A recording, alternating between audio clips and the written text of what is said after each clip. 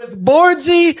Nothing scarier than, I believe my costume was called a hip hop enthusiast. I prefer Run DMC if you want it, or just straight fly, brother. 100% real gold right here. Nothing scarier than a banana and Run DMC to get you through the Edmonton Oilers game tonight as the Oilers go to Nashville to take on the Predators. Actually, nothing scarier than no Connor McDavid in the lineup, because that's what our Oilers are facing tonight. Hello and welcome to Pre-Gaming with Bordzy, brought to you by Sherwood Ford, the Giant. I am joined today by a very healthy banana in one, Cam Lewis. Probably bet you couldn't even tell who it was underneath there. But Coombsy, happy to have you here. Yeah, you'd never know. You'd just assume that's a banana. That's the peanut butter jelly time banana doing its thing. But no, it's actually Coombsy, everyone's favorite guy who talks about the Oilers. Like that. I wasn't sure where I was going with that. Like everyone's favorite banana, I guess. We actually do have a prop banana as well behind you. Yeah, right bananas there. are kind of Liam's thing, but Not anymore, brother. I don't know it's if not here right now. If you saw earlier today any of the costumes we had. So Liam was full on dressed up as a stormtrooper, head to toe. He even had the helmet that had the front and the back. Like the whole thing was 100% protected. His Fred costume was really good. Dude, it was incredible. And all the hair was natural too. It was just a little bit of product, a little bit of shampoo, and a little bit of this, a little bit of that, and he made that hair look so good. He's got natural curls. Shout out Liam and his curls. But Jay, our fearless leader, he was dressed up as Ricky Bobby, yelling shake and bake all he could. And Tyler, so on brand. He walks into the studio this morning. I'm fully dressed head to toe. I'm ready to go for Halloween. And he's wearing a hoodie and pants. And I was like, dressed as a 50-year-old man. I was like, man, are you kidding me right now? Like, we talked about this, that we're going to dress up. Liam shows up minutes later, full stormtrooper fit. And I go, okay, he's got it. And then did you see what Tyler went as? He put on some cat ears and he put whiskers on his face, which is very on brand. Kind of cute for the cat food man himself. So it did kind of work. And he was meowing throughout the entire show. Just checking in with the chat here. Rusty, first comment of the day. Let's go Oilers. This team will step up and start playing inspired hockey. Big W coming right up. You got to like that. You like that positivity, or the optimism, I should say, from Rusty, the reckless optimist. Mackay and Dry, this actually fits Bordsy's personality, so less scary than normal. In your closet, like a random outfit you wore in high school, just busting it back out. We had a meeting today, and somebody said that they liked my costume, and I went, "What are you talking about?" I'm just dressing fly, brother. Just trying out something new today. And Antonio's in and said, "Yo, is that a talking banana?" It most certainly is. You're damn right it is. That's Liam's exactly also in. Yes. He says yes. Tyler dressing like a massive L. No. It was very on brand. But yeah, no. Hey, what can you say? I love happy Halloween. I love Halloween. Happy Halloween to everybody. It is. I think it's my favorite holiday of all of them because I love dressing up and owning the persona of your character.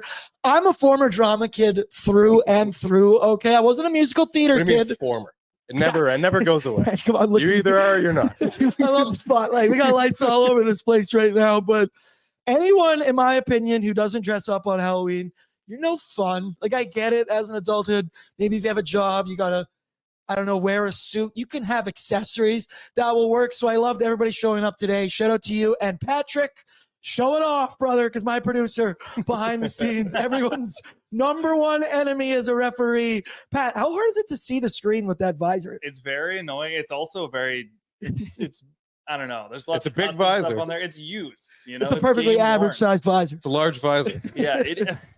As they say, it's a large visor. Someone was chirping me for that the other day. Now I can't unsee it. It's too big. Shout out, Pat. Shout out everybody for dressing up in the chat. Let me know. What did you dress up this weekend as?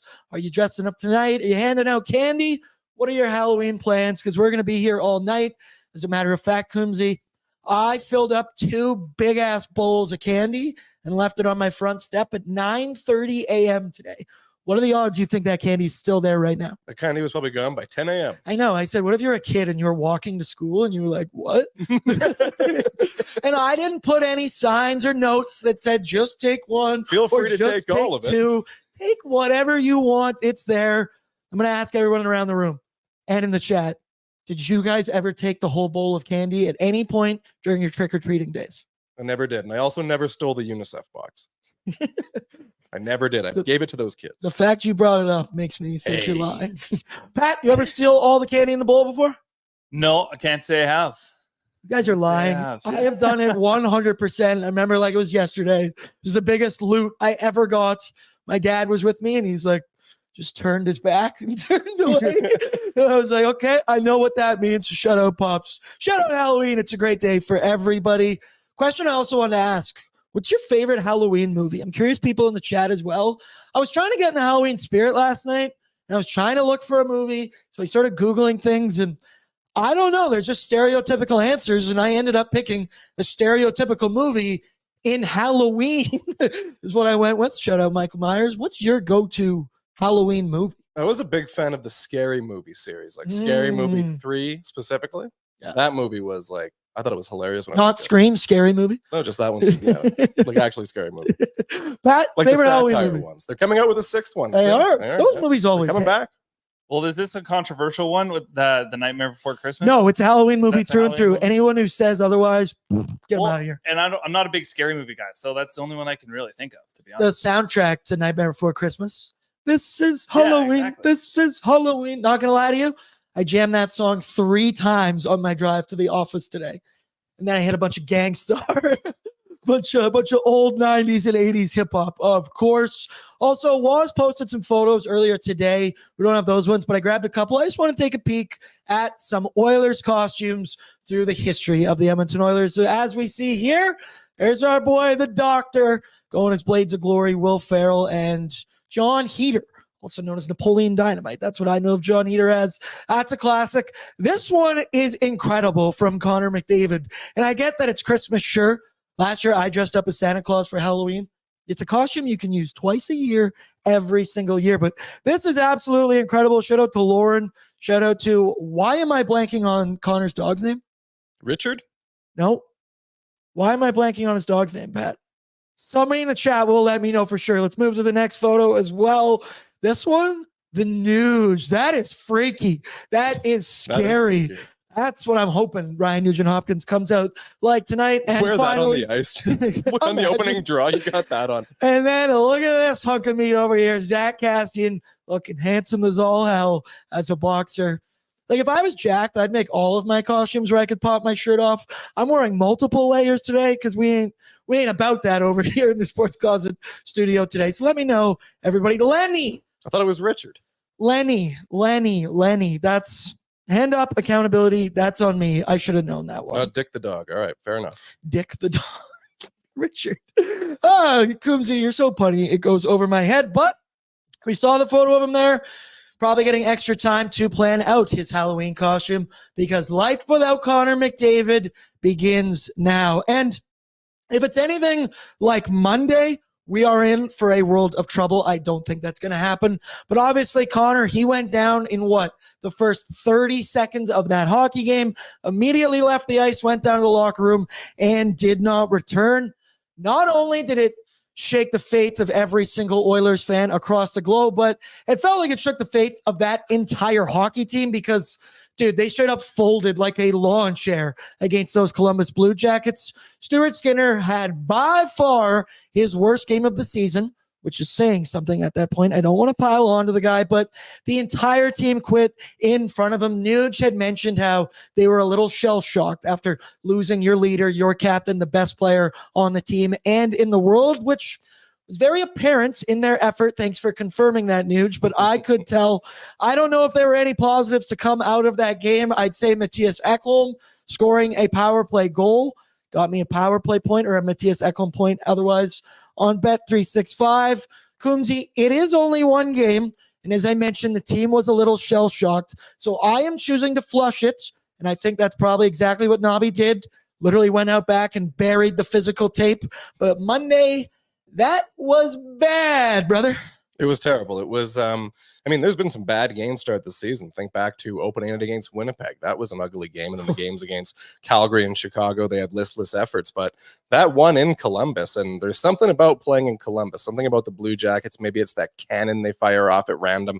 There's just something about playing there. And the Oilers have a really bad time. It's a cursed place for them to play because the Blue Jackets, they're not a good team. They're a pesky team, a frustrating team to play against, but they're a non-playoff team in the Eastern Conference, the Oilers should roll over, and they were nowhere close in that game. I understand losing Connor McDavid, you have a bad first period, you're shell-shocked, but in the intermission, you should be able to... Gut check time, brother. Gut check time, go in and see, all right, we're facing the team that's probably going to finish 26th in the league standings this season. We're without Connor McDavid, but we are good enough to beat the Columbus Blue Jackets on our own, and that's not what happened. And we have to hope that in the few days in between, before this game against Nashville and then the one on the weekend against Calgary, that they have figured that out and told themselves that. Otherwise, this might turn into an ugly stretch. I hope the fear kind of kicked in, right? I always say there's no greater motivator than straight up fear. Shout out to my grade 9 math teacher. I would always do my homework because I knew he would ask somebody in the class every time. And I was so afraid to be asked that I did my homework every single time. Shout out to Mr. Jeffrey, of course. But I don't know, man. The Columbus part makes no sense to me. They haven't won since pre-COVID. I think it was October 30th, 2019. And like, I get it this year. The Columbus Blue Jackets, they got some offense. They got some firepower. They're going up and down the ice track meet style, so they score goals. Over the last 4 years, however, it makes absolutely no sense. A lot of people in here I like number one fan. Take a mulligan. Can we do that? Can we replay that one at the very end of the season? Make it game 83. Fighting Amish asked, worst game of the season so far? I think it was the Columbus. Oh, yeah. Famous last words. Jeremy's in. He also says, great costume, Aaron. So I appreciate that. Lance Kane's in. Forgot it was an early game, but you know Lance is in here to throw down his like as well. Number one fan.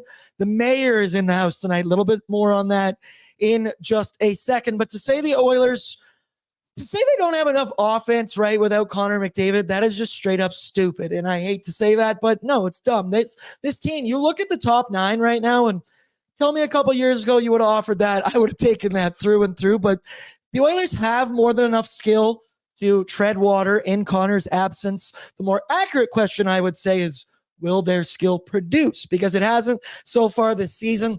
They have gotten off to a putrid, brutal start offensively. I believe they're 31st in the NHL in goals or goals per game now. They're 27th in the NHL on the power play. Like, dude, I believe they scored 22 goals in 10 games. That's just straight up is not going to do it. Yes, my math would be correct with that. Shout out, Pat. You see here, 2.2 goals per game, 3.5 goals per game. I don't even know if that's the worst part. Because look at the power play, 13.8, 27th in the NHL. And then your PK gets even worse. This is a graphic from hell that is just not getting any better now that we are 10 games into this season. But there will be some shifts into the top 6 tonight. But I want to ask you, Coombsy, just kind of straight up, who do you think on this team needs to step up the most, right? Jeff Skinner, he's going to be promoted to the top 6 and be on the top line with Nuge playing center and one Zach Hyman. Matthias Ekholm, he's going to get a shot on the first power play, which I love every one of Ekholm's props tonight. Hyman is still obviously goalless, but he's been doing all the right things. So who, besides Leon Draisaitl, because we're going to talk about him next, who on this team do you think needs to step up the most in Connor's absence? I think there's a few of them. There's a handful of veteran forwards on the Oilers who haven't really produced all that much this season. Ryan Nugent-Hopkins only has 1 goal. Adam Henrique only has 1 goal. And Zach Hyman has yet to score a goal, which is shocking because of how many goals he scored last year. And you have now Zach Hyman, who many people say, they're like, oh, this guy's a byproduct of playing with Connor McDavid. Now he's going to play with Ryan Nugent-Hopkins and Jeff Skinner, and that trio is going to have to find a way to score some goals. The Leon Draisaitl trio with Vasily Podkolzin and Victor Arvidsson, they've been really effective, so that's not the line you're worrying about. You need the first line and the third line, the one with Henrique, Janmark, and Connor Brown. They were so effective in the playoffs, but none of those players have provided any offense to the team so far this season. So it can't just be like back in 2019-20 was the last time McDavid missed a handful of games in a row, and it took Leon Draisaitl dragging the team for 6 games pretty much by himself. 12 points, carries the team. And the Oilers are going to need more than just Draisaitl carrying them this time around. They need Nugent-Hopkins to be that center. Zach Hyman's got to find the back of the net, and that third line's got to look like what it did in the playoffs. Forechecking, pucks on net, scoring goals. That's what they need. They need more than one guy. Yeah, I agree. Like, I think people in here, somebody said they need everybody to step up. Obviously, the entire group needs to step up. Obviously, I'm just thinking about to replace that offensive skill and those chances. I think it's Ryan Nugent-Hopkins, right? You're going into whatever line you want to call it, whether it's 1C or the 2C, whatever, the top 6 of Ryan Nugent-Hopkins. He's been solid as a winger. We've seen the downgrade in his play when he goes to center ice. because it's a little bit more at this point in his career. I still think Nuge is more than capable of doing it. And straight up, you don't have a choice right now. You're going to need to step up. Zach Hyman, he's playing the right way, so it's going to happen. It will come eventually. It would be nice to get one tonight in Connor's absence. But of course, actually, I just want to check some people in here who they want to bring up. Lance says Nurse needs to step up. McKay and Dry. Ryan Nugent-Hopkins for sure. Cassian Hyman. Jordan says Skin Daddy. Is that Jeff or is that Stewart? I forget which one I gave the nick. Either one. I guess it can't be Jeff or Stewart Skinner today, as he's not going to be in the nets. Little nugget for you need to know there. But the one guy we all know who we are blessed to have him, you lose the greatest player on planet Earth, and you are able to replace him with arguably the second best player on planet Earth. Get this. Since entering the NHL in 2015-16, Connor McDavid leads the entire league with 992 points. Third place is Nathan McKinnon with 816. And do you know who number 3 is on that list? Or number 2, sorry. Fuck that up. Leon Draisaitl, because he has 851 points. He's won a Hart Trophy. He's won an Art Ross. I believe he has the 4th highest points per game in playoff history. He's clutch. He's productive. He's whatever words you want to use. He is an elite hockey player. And Leon, he hardly ever gets to play 5-on-5 with elite wingers, right? That's why bringing in Jeff Skinner, bringing in Victor Arvidsson was so talked about this summer. But he still produces with regardless who has been on his line. And he's also produced with or without Connor McDavid. In 6 games last year without McDavid, Leon Draisaitl had 12 points, I believe it was. What a luxury to have, though, with Leon. And it's the perfect place to go play because Leon owns the city of Nashville. He is the mayor of Smashville. This is kind of perfect for Leon to maybe come in and start off this 2-3 weeks without Connor McDavid. But Leon Draisaitl, you're going to have to step up huge here in these next 2-3 weeks and show us why you are the second best player since 2015-16. Yeah, that's pretty much the expectation. I mean, like you said, there's no better spot for Leon Draisaitl to kick off his Connor McDavid list stretch than Nashville, as he has 25 goals and 43 points across 27 career games against Nashville, which is just like, you know, a complete ass kissing. It's ridiculous. But that's what like we just got through saying, the Oilers are going to need the whole team to pretty much come through. And like I said last time, it was 5 seasons ago in 2019-20 when Connor McDavid was injured that Leon Draisaitl established himself as that season's Hart Trophy winner. Of course, we know that season got cut short and Draisaitl wound up only playing in 70 games, I think it was, but 110 points. He leads the league in scoring, and he was excellent when Connor McDavid was injured during that stretch. And that's what he's got to prove again this time. You know, when he signed his contract in the offseason, record-setting contract, but people are saying, oh, geez, you know, is he really worth the $14 million annual price tag? Is he only good because of McDavid? Is he blah, blah, blah? Is he this? Is he that? And, you know, we've had this with Draisaitl before. There's been plenty of times where he's had to come out and prove himself. And, you know, I feel like he does it every spring in the playoffs, but these stretches when Connor McDavid's injured or he's not available are the prime time for Leon Draisaitl to remind the entire league, hey, like, I can be the main player on a team. I'm not just the second fiddle to Connor McDavid. You got to be the play driver, and you got to show why exactly he got that contract he did this summer. Kennedy's in, says no silly penalties from Leon, please. I second that with an extra please. That's please squared right now. Number 1 fan, Leon owns the Preds. Also, Bag Milk is in the chat right now and says, I'm a nudist for my costume, and now I'm banned from Shoppers Drug Mart. Shoppers Drug Mart can't hang then, okay? I said anyone who doesn't dress up as an adult, you are no fun. With no McDavid for a couple weeks, though, Coombsy, we've made some changes and we've made some call-ups as Noah Philp and Drake Kajula will both be called up and make their Oilers debuts this season. Philp, his NHL debut, of course, you see here from Tony Brar. He'll make his debut. Kajula is in. And, of course, one Calvin Pickard is going to get the start. But with Philp and Kajula, both are going to be absolutely jacked up to play in this game. I don't think Kajula has played an NHL game in 600-plus days. And, of course, Philp, he's a lot of energy, and I'm so excited to see what he can do. And if he can stick here with the Edmonton Oilers, we all saw what he did in the preseason. He, I think, earned that 4C role, but because of seniority and everything the Oilers did last season, and I got it, I understood it. You started the season with Derek Ryan, and we don't even need to get into Derek Ryan's performance on Monday night because it was It was really, really bad. But Philp, he's going to be in today, we believe, centering the fourth line with Drake Caggiula on the left, Corey Perry on the right. He's coming off, right, a one-year retirement from hockey in general. He used to tear it up at the U of A. I can't believe I watched him for so many years, and now we get to watch him play in the NHL. But he brings a strong defensive effort, right? He's got a heavy and accurate shot. His skating is very, very much improved, which is part of the reason he's getting this NHL call-up. He's good on the draws. He's a right shot. He can kill penalties if need be, which... brother, the way the PK has looked so far this season, I am okay with throwing Noah Philp out there to see what he can do. Wouldn't be shocked at all. But the bottom line here is Noah Philp has been given an opportunity here for 2 to 3 weeks to go out there and prove what you can do and show up, show out, do what you can, and hopefully you will earn a spot on this team long term. My question to you, Coombsy, what are your expectations for Philp tonight? You can also answer for Drake Caggiula, but the story tonight, it's Noah Philp getting his first NHL game. Yeah, it's an interesting one. I think he's a very, very, very different look in that spot than Derek Ryan is, because of course, you have Derek Ryan there, smaller guy, not physical, can't be because of his stature. And then you have Noah Philp. He's 6'3", 200 pounds, skates very well.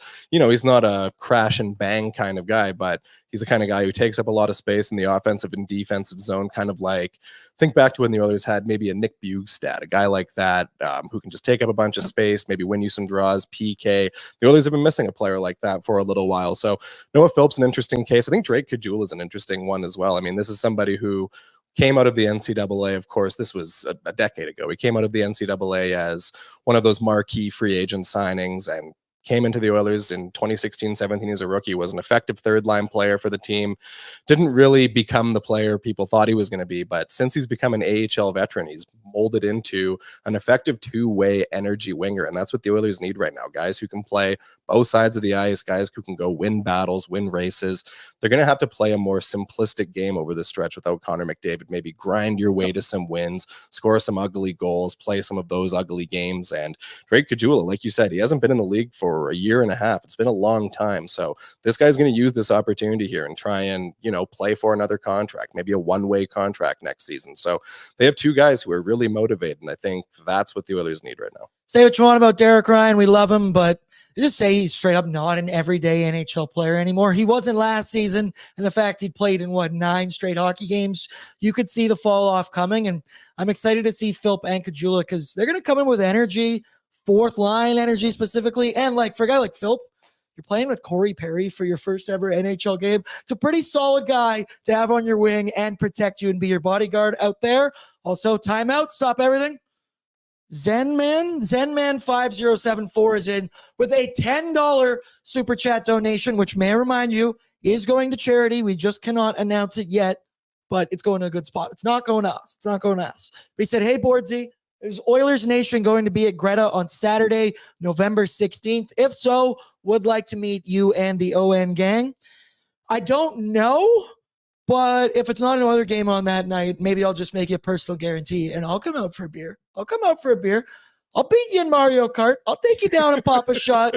Come on now, brother. I'll hit those clowns better than anyone in the throwing game. So thank you for your $10 donation. We love you. Speaking of charity and helping out the community, we got some new things here to offer because on July 24th, 2024, a wildfire devastated the town of Jasper, displacing families and destroying 30% of structures. As they rebuild, hockey remains a lifeline for their kids, a way to stay active, connected, and resilient. The season brings unique challenges. With their rink out of commission, it's completely out of commission. Players must travel for long distances for ice time, play over 30 away games, and manage with limited facilities. The financial burden is heavy, but we can make a difference. Nation Gear is teaming up with Jasper Minor Hockey to raise funds to help cover these costs and keep every child on the ice. Every purchase of the For the Love of the Game merch helps local kids in Jasper keep playing the game they love. Visit nationgear.ca today. Thank you for supporting the Jasper community. For the love of the game. And Coombsy, we were just talking about these. These shirts are sick. Shout out Kennedy. I don't even know who the Bears are, but I'm going to order one of these right away. It's for a good cause, but those things are swagged out, brother. They are. They look real sharp. I'm all about the Jasper Bears now. The I'm a Jasper Bears. Bears fan. I'm a Jasper Bears #1 fan. I mean, you have a Golden Bears kind of guy, but, we will allow it. So get on nationgear.ca, help wherever you can, because, it's holiday season. And come on, these kids are trying to get some ice time. That would be brutal having to drive everywhere, every away game, and all your practices in general. Yeah. And we know what happened to everybody in their homes out there. So let's all do our part. Let's move now to our need to know information, courtesy of our friends from Will Hawk Beef Jerky. Because only the finest tasting meat products earn that Will Hawk name. Made from 100% pure Alberta beef, their jerky is aged, seasoned, marinated, and smoked to savory perfection. They gladly fill orders of any size. You can find their jerky, sausage, and other products exclusively out of their Leduc location. For more info, go to willhawkbeefjerky.com. So for the Edmonton Oilers, need to know. This isn't really need to know, but I thought it was interesting. The Oilers last played the Predators on Halloween in 1999, Coombsy. Do you know what the score of that game was? No. 4-2 for the Edmonton Oilers as we caught a dub. That's what I'm going to predict tonight as well. Yanni Niinimaa scored a goal. Ram Murray scored a goal, and I forget the other ones. But let's take a look here now, Pat, at the Edmonton Oilers lines, because we did make some changes, obviously, with one Connor McDavid gone, and the call-ups that have been done to start this. So if you can pull her up for me. Okay, that's a little more difficult for me to read. But Yeah, it's a little small, but I figured this was just tweeted by the Edmonton Oilers. I got it. brought Perfect. in. So top line, Vasily Podkolzin with Leon Draisaitl and Victor Arvidsson. And then, so this is your second line of Jeff Skinner, Ryan Nugent-Hopkins, and Zach Hyman. Then it's Brown Mark featuring Rico, the trio that was fantastic during the Stanley Cup playoffs, and specifically the Stanley Cup finals. Janmark, Adam Henrique, and Connor Brown. Then your fourth line, Drake Caggiula, NHL debut, Noah Philp, and Corey Perry. And on the D side, you got Ekholm and Bush, Nurse with Dermott. Weird. Why are we doing this? Still very confused in that. Brett Kulak with Ty Emberson. More on the lines later. But I also want to talk, Pat, show them what the power play is going to look like this evening, because we've got some notable changes. Power play has been also, that's the second time I've made that sound today. But it's Matthias Ekholm joining PP1. It's Hyman, Dry, Nuge, and we're going two defensemen in Evan Bouchard and Matthias Ekholm. Me and Pat were just talking about this before the show, Coom, of I'm curious to how this is all going to roll out, because I would think in my mind you would keep you'd put Nuge in the McDavid spot of puck transporter, the drop pass, enter the zone kind of dealio, and I would put Matthias Ekholm where Nuge was with that right-handed shot, kind of opposite Leon's office, the same as him, but the reverse side. I'm curious here if it's going to be Evan Bouchard. How do you think they're going to align the power play? Yeah, this is an interesting one. It's a little bit surprising. I thought they would maintain the four forwards and one defenseman and just sub in another forward for McDavid, whether that was, adding a net front presence like Corey Perry and having more in front of the net, or having another skilled guy like Jeff Skinner, Victor Arvidsson as the puck transfer on the side. But it looks like what they're trying to do here is change maybe the focus of how their power play is going to shoot. And you have two D-men, both of whom are very capable of taking a very hard one-timer shot, quick and accurate. So I wonder if maybe that's going to be the thing, is the Oilers are going to try and focus their power play more around the defenders, trying to take big shots in the point. Maybe that's what this is. That's my first guess, but I thought it would be still just Bouchard as the one D-man and four forwards. It's a bit of a different look because we haven't seen Bouchard and Ekholm doing that thing on the power play. I thought it would be Arvidsson or Ekholm, and that your number one MO would be rip the puck. Especially with this power play, the way they've been struggling in general. Even if you still had McDavid, I'd recommend shoot the puck. But I think it's going to come from the points, and you're going to have a lot of Ekholm and Bouchard ringing those pucks on net. And, of course, the Oilers, we're going with one Calvin Pickard this evening. Edmonton's backup. Maybe. Who knows? More on that later. Edmonton's backup stopped 25 of 27 when the Oilers beat the Preds earlier this month. He also turned aside 24 of 26 in his last start against the Red Wings on Sunday. More on Calvin Pickard later. For the Predators, it's starting to come together for them right now. I feel like they added 2 40-goal scorers in the offseason in Stamkos and Marchessault, yet scoring hasn't really improved for this team.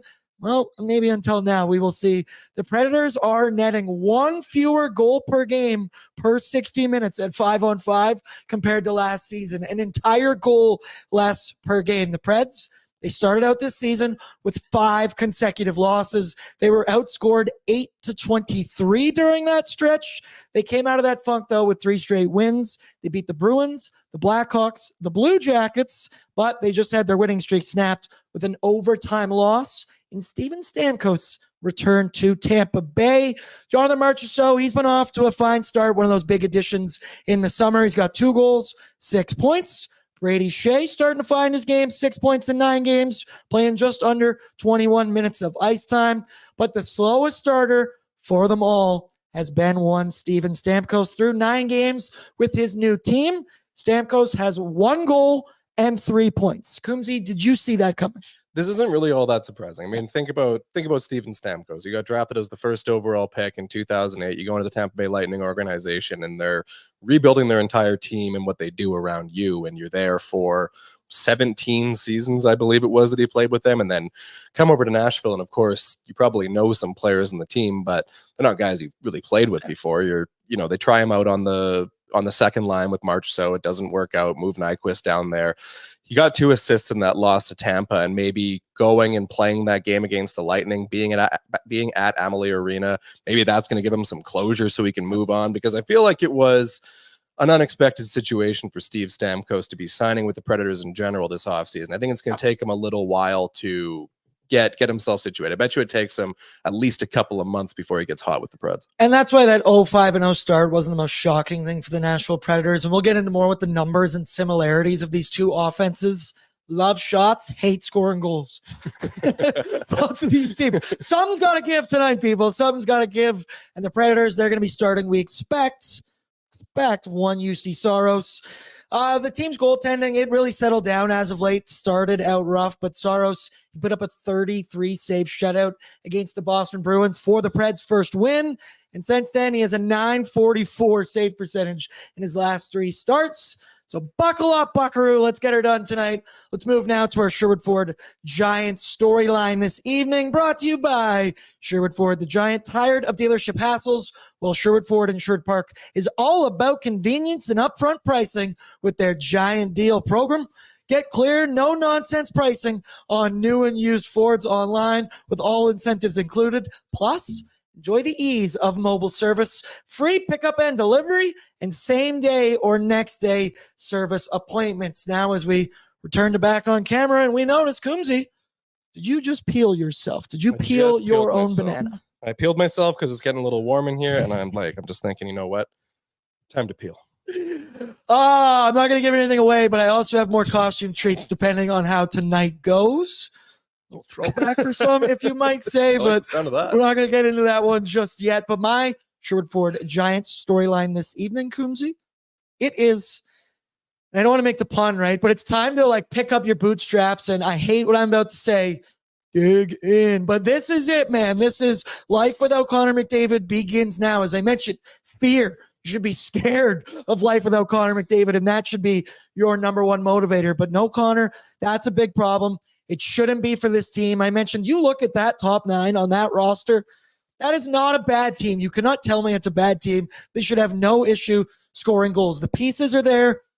It's just a matter of producing, and that has been the story so far this season. I don't know how many times I could sit here and tell you it's going to happen, but it's going to happen, damn it. It's going to happen tonight. Losing the best player on the planet, never easy, but you're going to have to try and find your identity without Connor McDavid, and that comes from everyone. Fourth line, elevate your play. Top 6 guys, elevate your play. You all got to step up, block an extra shot, take the body when you normally wouldn't. I don't know, do things that you maybe normally would not, and go that extra mile, because it ain't going to be easy without 97, Coombsy.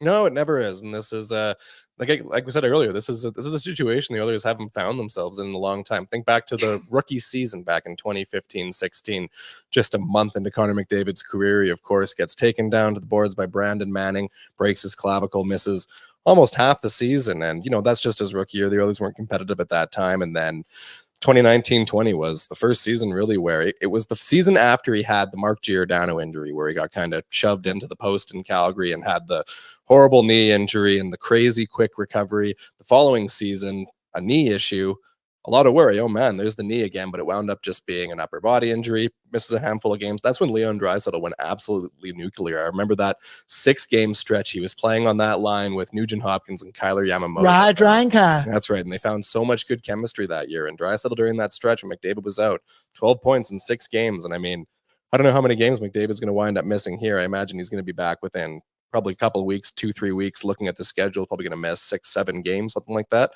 It's that kind of stretch the Oilers are going to want from Draisaitl, though they do have way more depth now than they did back in 2019-20. Like, think back about what the third and fourth lines were looking like, or what your non-Draisaitl lines are looking like in 2019-20 when McDavid's hurt. It's a completely different animal now. They've built up some actual forward depth, and, you know, the depth is there, but the depth ultimately has to contribute. They got to produce. They have a lot of guys getting shots, handling the puck, doing their thing, but got to get it past the goalie. Guys like Zach Hyman, Ryan Nugent-Hopkins, Adam Henrique, all those guys, veteran players, paid well, paid to score goals.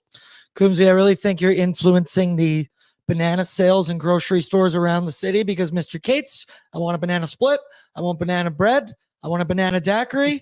Not going to read what Ryan S. said as well. Fighting Amish. I just ordered a banana hammock from Amazon, and Oil Fan said, I feel like I could be a guest on the show. I feel like you probably could as well. I mean, come on down to Greta. You have to be wearing a costume, though. If you were going to join us, I made it very clear to both of you today that you had to dress up. That I wasn't going to be welcome if I wasn't wearing a costume. No, I was going to do the show alone. I knew you'd deliver. I knew you would. Also, before we get in the Oilers side of things here, I need to mention the annual Sherwood Ford food drive is coming up fast. It is on right now till November 6th. In support of the Strathcona Food Bank. Donations collected at Sherwood Ford, Sherwood Power Sports Marine, and Lakeland Ridge Community School. Go Wolves. Food donations, go drop them off, right? Non-perishable, store-bought, unopened. It's a time for giving back holiday season. Go drop them off. Sherwood Ford, Sherwood Power Sports, and Lakeland Ridge. So pull it up one more time, Pat, if you have the updated lines or whatever way you can, just for visual representation. Woo, my boy producing on the fly. And he's doing it safely with a helmet on as well. But I mentioned my key tonight is one Ryan Nugent-Hopkins. I'm fully expecting Leon to do his thing, but it's Nuge. And we know he's defensively conscious, right? We know he's a smart player. We had Tyler Ennis on Oilers Nation every day today, and he described him as, and I quote, the perfect player, because you know what you're going to get with Nuge. He's defensively responsible, but he has the offensive skill set. Just so far this year, it has not happened, but we all know he can make offensive plays. Nuge has averaged 0.91 points per game over the last 6 seasons, which is tied for 40th in the NHL, a legit top 6 forward, and you do feel at points that maybe on the wing, that's an easier spot for Ryan Nugent-Hopkins to play. I do think at his age and his point in his career, he is better there, but this is what it's all about. He is one who needs to dig in, if you will. Ryan Nugent-Hopkins, expectations tonight. What does his stat line look like? His stat line tonight, well, I mean, on the season so far, it's been a fine start. 10 games and 1 goal and 4 points. Decent start, but when Connor McDavid's injured, you'd love to see the Nuge of 2 years ago, 37 goals, 104 points. So let's see him, center that top line tonight, pick up a couple of assists, move the puck around, be the defensive player that he can be. Like we've said. Be a play driver. Yeah. That's my thing with Nuge, man. If you're down the middle of the ice, I need you going in to those areas, playing with speed, be that puck transporter. And we know he's capable of doing it. We've seen him do it for years. Just hasn't really been so far this season. But I believe the other guy who we do believe in, of course, Leon Draisaitl. I mentioned he's second in NHL scoring since 15-16, but I mentioned he isn't playing with top 6 line mates or first line mates like you would think Austin Matthews, Kucherov does, McDavid does as well. Tonight, continues to play with Vasily Podkolzin and one Victor Arvidsson. I have been picking up what those three have been laying down. They've been cooking. Now, it's been better in some games, worse in others, of course, but they're still cooking out there. I've loved what I've seen from them, and just like everybody, you're going to have to elevate. They are technically, as you see now, line number 1. So Arvidsson, you will be expected to do more. Vasily Podkolzin, probably going to get a little bit more ice time out there tonight. What have you thought of that trio so far? Because, dude, I think they're a perfect mix. Podkolzin is playing that simple Warren Fogle style game. Bang body, retrieve puck, give to skill player, go to net. Very, very simple. Victor Arvidsson and Leon Draisaitl, you can see, have that hockey IQ and chemistry to kind of make those plays where they're seeing each other all over the ice. Leon's dishing no-look backhand sauce passes right tape to tape.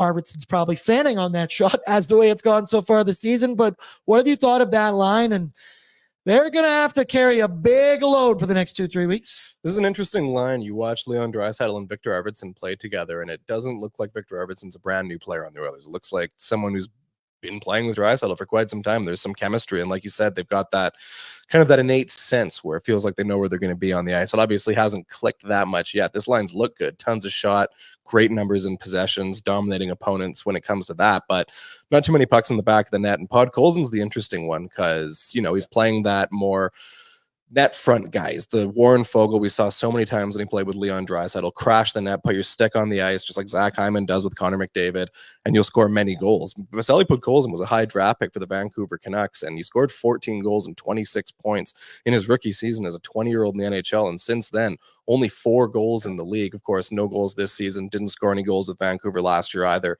across 19 games. This is someone who's doing all the right things. They're doing, you know, he's crashing the net, he's making the plays, but hasn't been able to score. It'd be really nice to see Vasily Podkolzin get that monkey off his back because he feels like the kind of player that when one comes, then a whole bunch of goals are going to come after that. He's going to have a hot streak. I feel like it comes in bunches for a guy like that. And I don't know, you need puck luck to go your way. When you play that style of hockey, right, the Zach Hyman style, you do need some luck to go your way. You do need some bounces.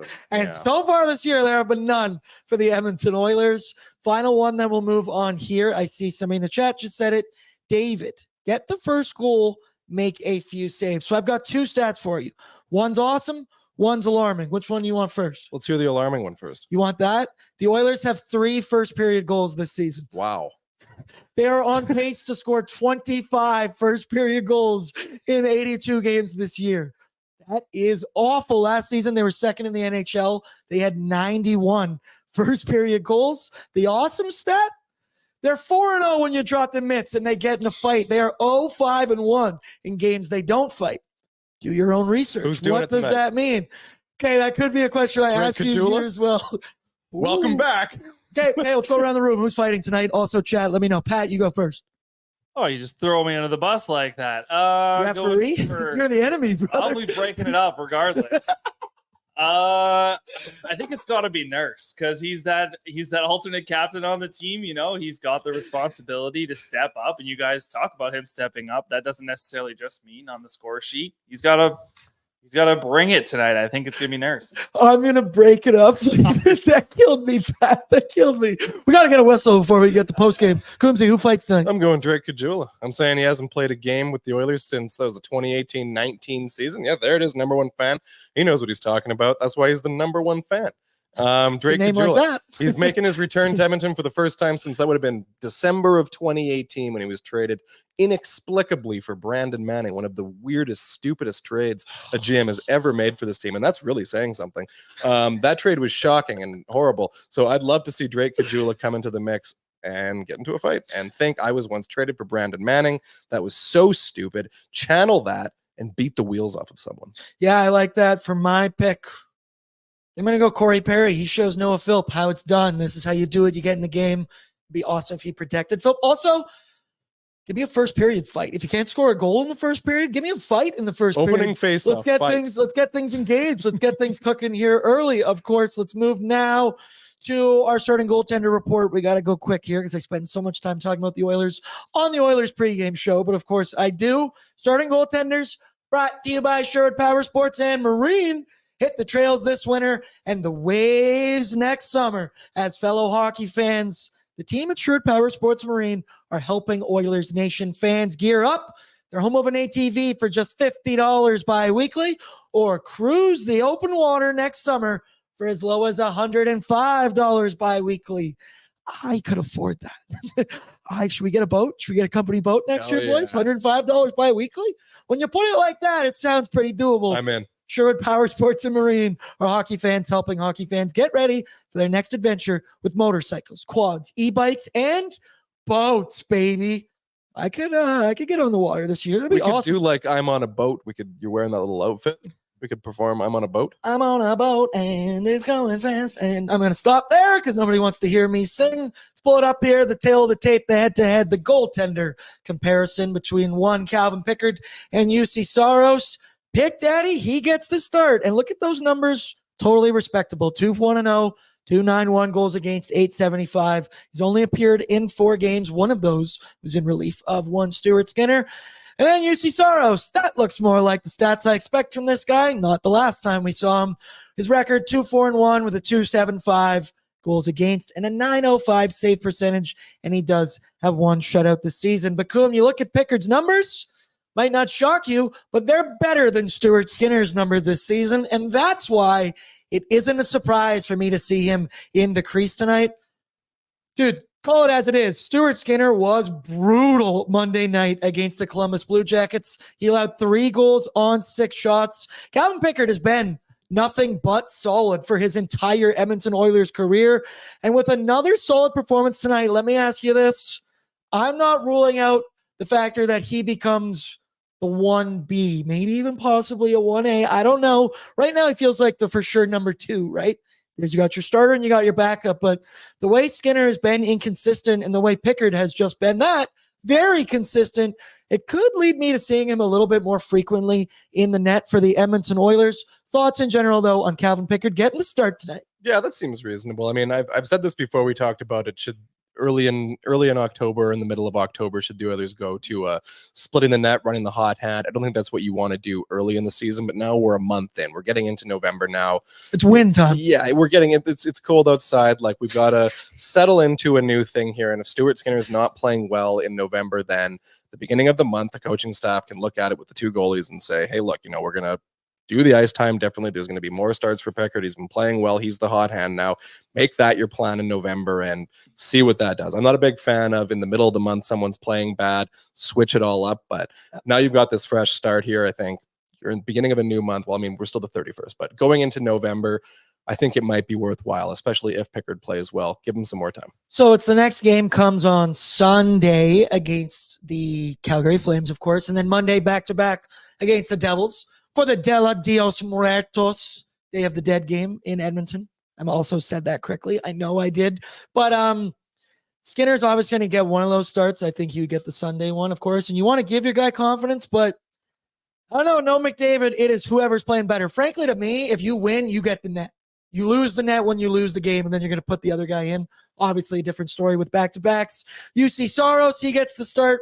He had an 875 over his first 4 starts. As the Preds went 0-5-0, you kind of go as far as your goaltender can take you, especially this team. But he's been lights out ever since. I mentioned 33 save shutout against the Bruins. He's got a 944 over his last 3 starts. Expect that version of Saros more than what we did beginning of the year, but do I need to remind you, he did also stop 32 of 35 against the Oilers on November 17th. Saros, it's going to be hard to score goals on this dude. Yeah, Saros is good. That's one of the weirdest things about the Oilers, and specifically Leon Draisaitl lighting up Nashville, is that the Predators for years, even when they're a middling team, are still good defensively with a good goalie. You go from Tomas Vokoun to Pekka Rinne to Jussi Saros. There's really never been a time where the Predators have terrible goaltending or they don't have good D-men on the team. Must be nice. Yeah, I know, right? Like, you just list off those 3 guys right there, and we're like, when have the Oilers had a goal? Damn, man. How do you do that? But yeah, Jussi Saros, slow start to this season. Everybody on Nashville had a slow start because the team went out and spent $100 million in free agency and brought in a handful of new big name players, shifted some things around, different group. But Jussi Saros is the kind of goalie where you just know he's got the pedigree. He's been good in the past. He's not just suddenly going to stop being a good goalie. So that's going to be a tough one for the Oilers. And that's why Cal Pickard in this one has to be rock solid, because the guy you're going up against is not an easy one to beat. Totally. Let's move now. Take a peek at the Nashville lineup, and it's brought to you by Greta Bar Yeg, because Greta Bar is where Oilers Nation loves to watch the game, home or away. Greta is a great spot for pre and post game. We're going to be there all season long for our viewing parties throughout the year. Check out the great street food menu. Check out the games in the arcade, the weekly drink specials. Greta Bar, it's the place to be. Let's take a peek now at the projected lineup for the Nashville Predators this evening. You see it on your screen there. Philip Forsberg with Ryan O'Reilly and Jonathan Marchessault. Top line. Second line, Steven Stamkos, Tommy Novak, Novechkin. I love this dude. I want him to be an Oiler so bad. Don't think it's going to happen with Gustav Nyquist on the right wing. Furthermore, Mark Jankowski with Colton Sissons and Luke Evangelista. But I don't think Jankowski is going to play. I believe he is day-to-day with an upper body injury. Shout out my boy Patrick. He's reading your mind. He knows what you're going to say before you're going to say it. It's almost like he told me that he wasn't playing in our private chat that nobody else can read, but no. Continuing it down the lineup, though, we see fourth line, Zachary, not even going to try and say that last name, Michael McCarron with Cole Smith, deep pairings, Roman Yossi with Luke Shen, Jeremy Lazon with, now it's gone off my screen. Lazon's playing with Carrier. It's getting hard. Alex Carrier, and then your third pairing of Mark Delgat. Is that like a Pokemon evolution of like Delzato? Who is this guy? Yeah, I don't couldn't really tell you. But it looks like a typo. Third D pair, Brady Shea with Dante Fabro. So you look at this team, Nashville Preds, as I mentioned, they're starting to wake up offensively, which, dude, of course it was going to take them some time when you bring in that many people. They're 3-0-1 in their last 4 games, but they've had good defense lately, allowing 2 goals against per game. This team, I expect them to be a playoff squad, Coombsy, and like you remember last year, they were a playoff team. And then you bring in Jonathan Marchessault, you bring in a Steven Stamkos, you bring in Brady Shea, you keep UC Saros, you sign him to a huge extension as well. As this team feels like they're beginning to cook, and they can't be taken lightly. Thoughts on the Nashville Predators 10 games into the season? I agree. They're not a team that should be taken lightly. I don't really look at the record that they have 3-5-1 and think, oh yeah, that's the Nashville Predators. But I'm also not certain that they're going to be a playoff team, because look at how good the Central looks this season. Yeah, the Jets, the Winnipeg Jets off to a 9-1-0 start. Nobody saw that coming. Minnesota, the Wild, 6-1-2. They missed the playoffs last season. Utah, since moving from Phoenix, they've been pretty solid. 5-4-2. The St. Louis Blues at 5-5. They're looking pretty good with their 2 new additions from the offseason from the Edmonton Oilers. Dallas Stars, of course, always a really good team in the Central Division. They're 7-2. So got the Abs in there too. Colorado's fine at 5-6, despite having an entire top 6 forward group injured. So you got that much competitiveness in your division. I'm not sure Nashville's a guarantee for the playoffs at all. Yeah, that Central Division is looking a little bit tougher than the Pacific Division. Oh, yeah. That's for sure. God, I love the Pacific Division sometimes, man. But this is my final one. Then we'll move to Bordzy's bankroll. And I think we got a little sneak peek at Noah Phillips' rookie lap. But these two teams have had... Hold up. Let's take a look at it.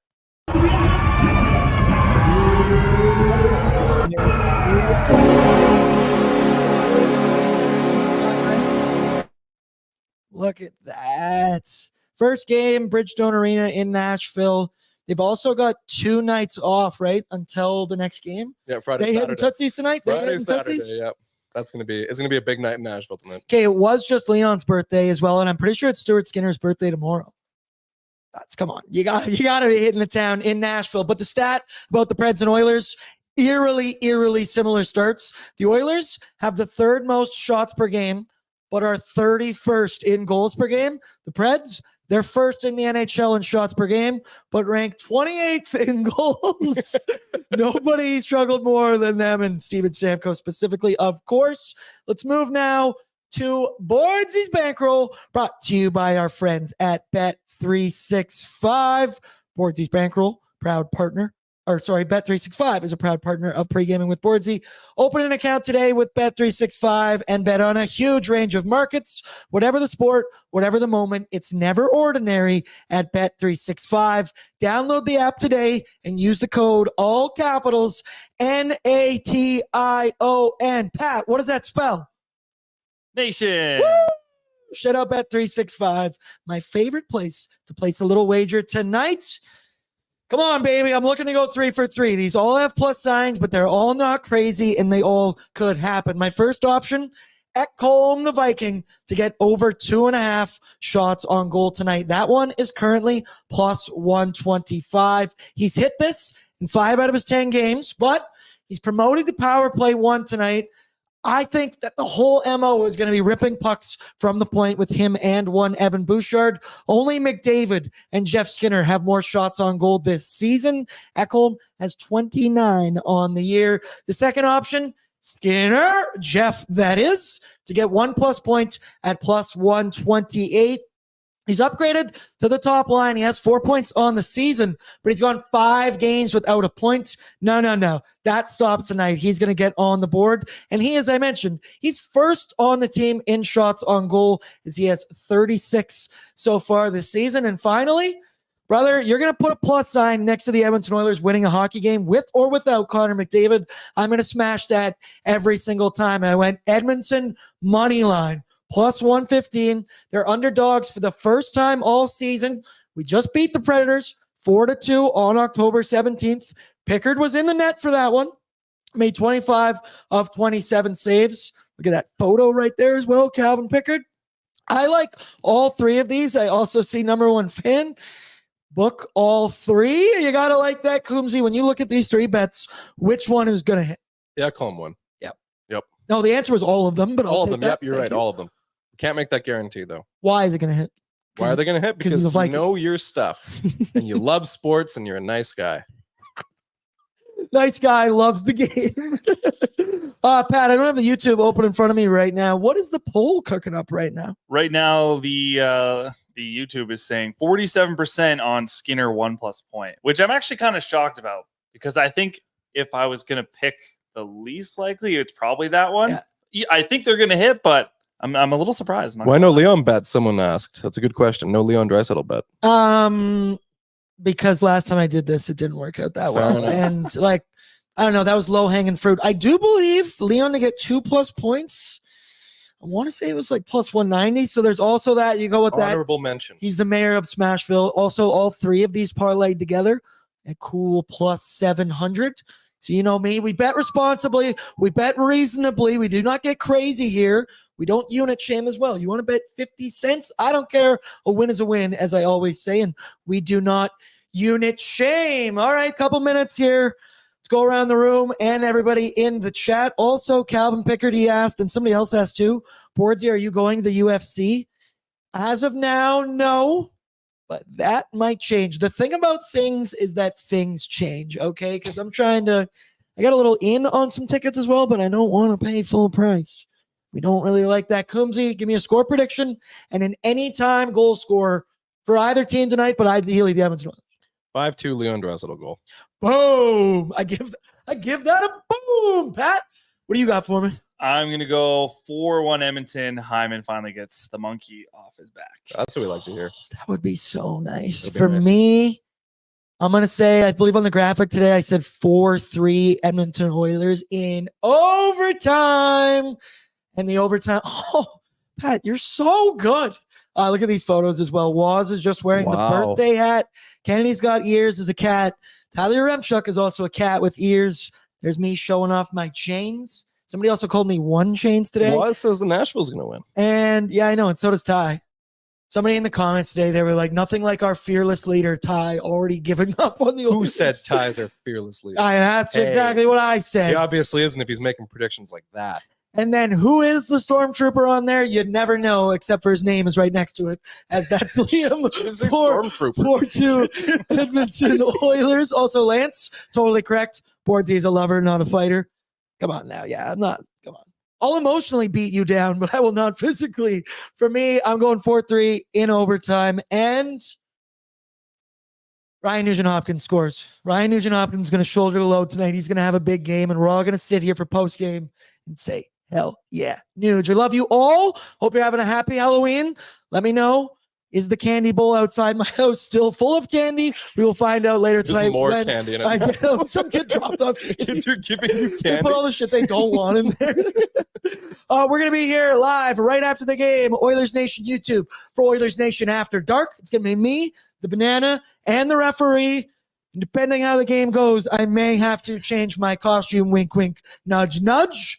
I love you all. Please throw down your courtesy like on your way out. And shout out to all of our lovely sponsors, Sherwood Ford the Giant, for being the presenting sponsor of Pre-Gaming, Sherwood Power Sports Marine, Greta Bar Yag, Bet365, and of course, These have been in front of us for the entire show long. Shout out Odd Company Brewing, baby. Pumped to partner with Odd Company to bring you Nation Beer everyday lager for game day and every day. These go down smooth every day of the week.